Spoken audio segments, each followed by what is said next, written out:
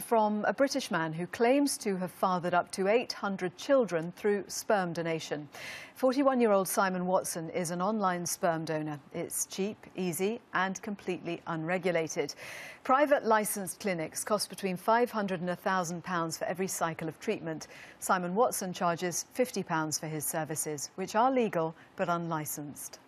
I'd like to get the world record ever. Make sure no one's going to break it, get as many as possible. Usually about one a week pops out, so I reckon I've got about 800 or so far. So within about 4 years I'd like to crack 1,000 if I can.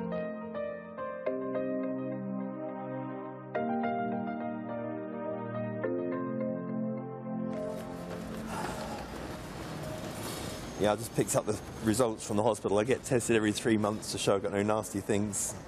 I always post a copy on the internet so people can see it for themselves.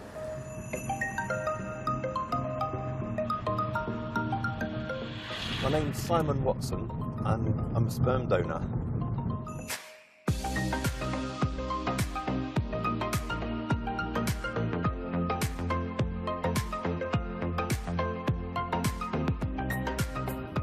If you go to a fertility clinic, there's loads of hurdles you've got to go through. They make people sit through counselling sessions and they make them go through huge amounts of tests and then charge them absolute fortunes for the service.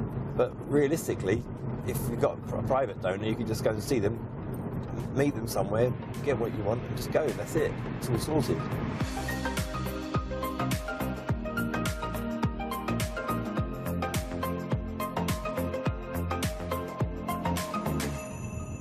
I'll charge them £50 and that's it for the magic potion pot. And then I'll give them a syringe with the pot and then leave them to it.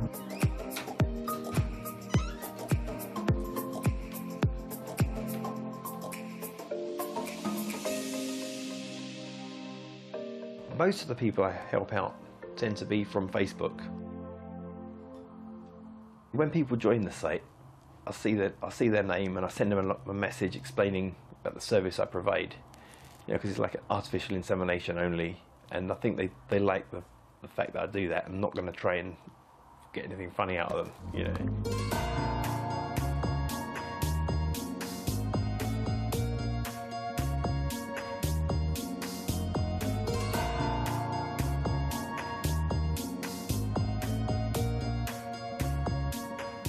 Because I charge people for my service, then there's other people that would be happy to provide the service with no charge, but then they want a bit of fun out of the customers, you know.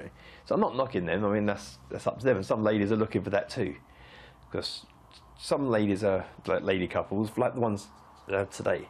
They're booked into this hotel. I won't know who they are unless they wanted to contact me later on.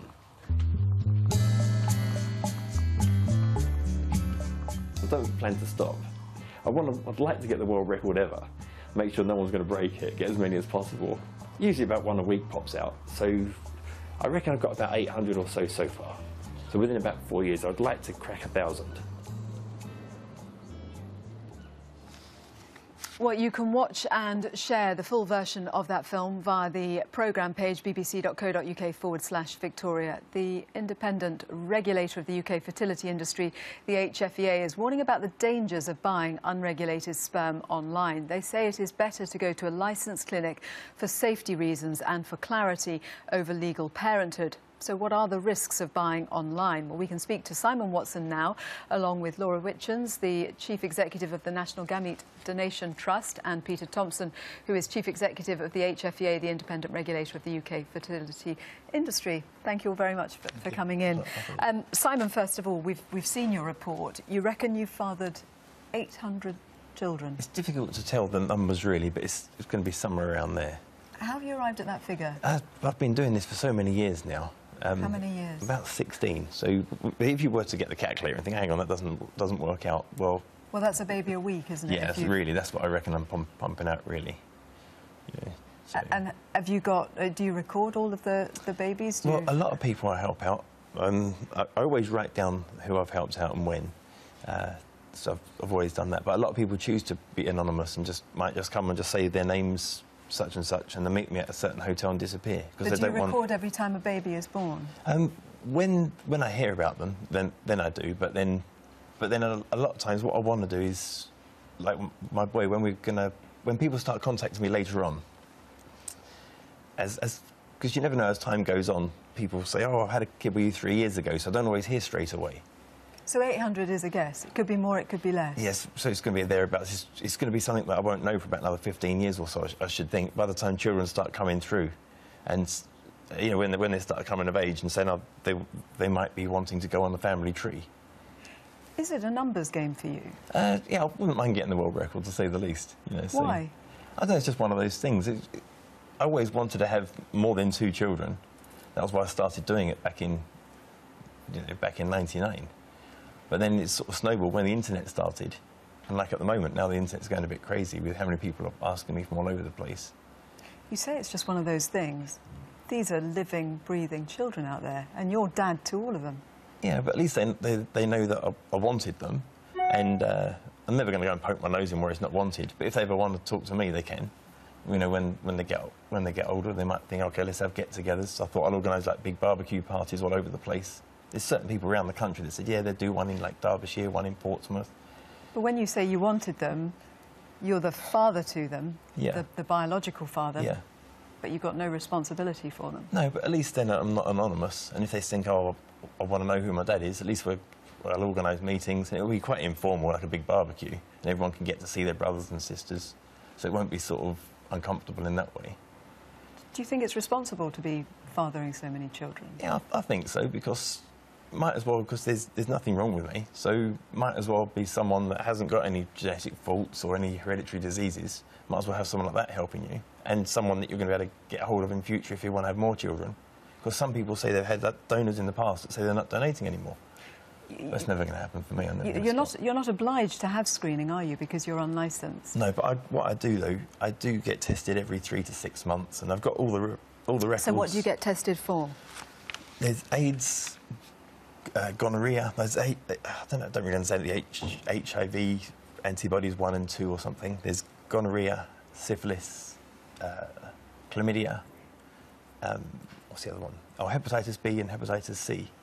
And the good thing is they can listen back if people wanted to all the test results back to beginning of January 2009. Just know I've been clean all the way back. And that was when the tests started on the telephone results hotline. So they can listen to that all the way back if they want. So they know I've been clean continually. So a full record on sexually transmitted diseases. Yeah, so it's what about nasty. Your genetic makeup? Have you had genetic screening? Well, I know I haven't got the cystic fibrosis gene. How do you know that? I had a test before, yeah. So then 1/4 of the British population has got that. It's not a problem unless both people have it. It's a bit of an unknown thing, that one. Well, what about screening for other genetic diseases? I haven't got anything nasty at all. So what screening have you had? Oh dear, I'm not too sure, because I got tested by I used to work at a sperm bank years ago, and then they got me tested for all the things that they test for, but I can't remember the names of them. So, but can you guarantee to a woman coming to you that you have no genetic diseases that you don't know of? Because obviously there are 800 children out there, you reckon. Oh, yes.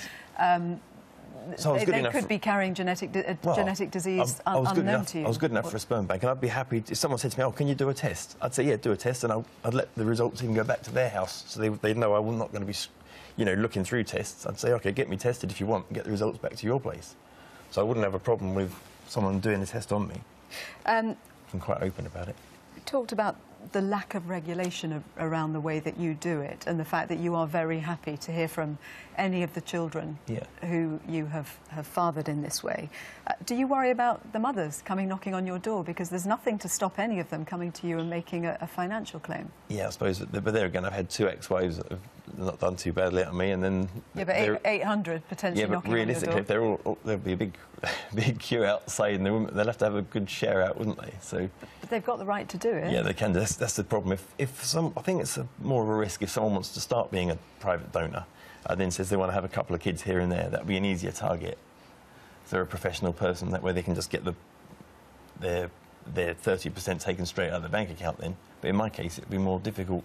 Carving up 800 ways would be a bit of a pittance, really, wouldn't it? It's interesting the way you talk about the numbers, saying usually 1 baby pops out every week, you'd like to crack 1,000. We saw you beating your chest in the report earlier. Is this some sort of macho thing? I don't know, really. I might as well keep going. I don't see what's wrong with it. If it was an animal, we'd say, oh, well, that animal's quite successful. They've managed to have loads of children. But people don't really see it in that way, do we? We say we're quite happy to have 1, 2, 3 children, and that's it. But I think, well, nothing wrong with having them all over the place. But some people have said, oh, is it dangerous to have so many, the risk of them interbreeding? And you think, hang on, there's 70 million people in England, and all my kids, the last 10 people I helped out last year, out the last 14 people, 10 of them were from outside England. So spread out anyway. But on that, I mean, it is a real question, isn't it? The risk of half-siblings meeting each other down the line and not having a clue. Yeah, but to give an example. Out of couples that help, say, for example, 90% of the couples I help are lesbian couples. They're pretty much all going to tell the children who I am, very likely. But in a clinic, I think only about 65% of the people helped in clinics don't tell the children that they're even donor conceived. So realistically, the other way of looking at it is this. If you had 2 fields to walk across and one had 800 mains and you knew where they were, and the other one had 2 hidden mains, which one would you cross? You know, the way I look at it is my child's done the family tree, and later on, as people want to get added to it, we can pop them on it. That's sort of a massive task. We can have 2 family trees on the go. One that people can see, like with an online access code, people that are on it, and another one just for ourselves, that will also have the heterosexual couples that maybe don't want to go public. So I can just keep that, so then no one's going to ever see that except me and my son, and my daughters, you know. Let's bring in Peter and Laura. Peter Thompson, HFEA. How do you see what Simon is doing? Well, I think viewers will judge Simon's motivations. The 3 things I'd really like to say today to anybody who's thinking about being a donor or using donated gametes is to think about 3 things. That's protection, peace of mind, and preparation of care. If you use a licensed clinic, you can be assured that the sperm that's donated has been screened for the kind of diseases that Simon's talking about.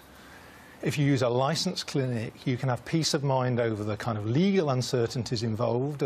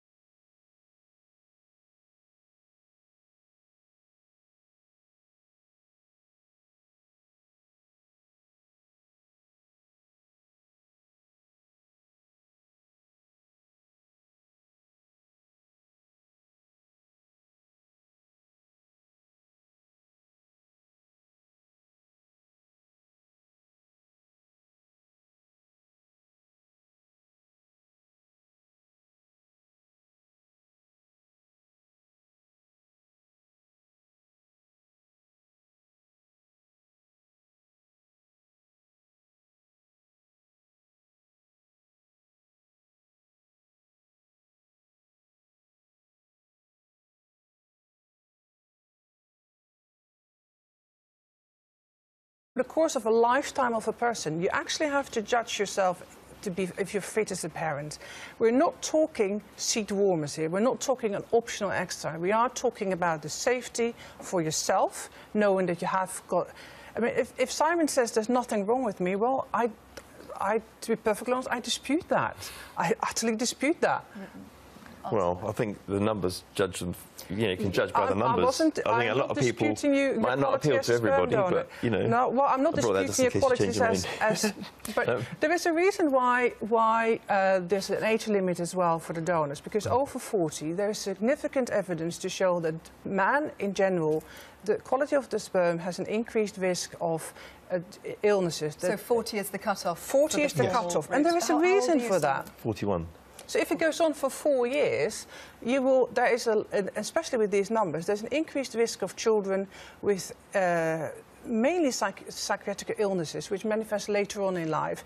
And I'm not sure whether you know, but there is a reason. A lot of people have dads conceived naturally who are older. But it's different if it's your own child and you take it into consideration, or if you take on that burden, if you have a choice between one donor or another, and especially with these numbers, if it goes for 100 children rather than 1 or 2, and as in normal circumstances. Karen on Twitter, a sperm donor does not make a father, he is a donor, not a dad. Anyone who donates thinking otherwise shouldn't be donating. Stu on Twitter, he's been hammered for trying to help desperate adults. He's hardly cashing in big time.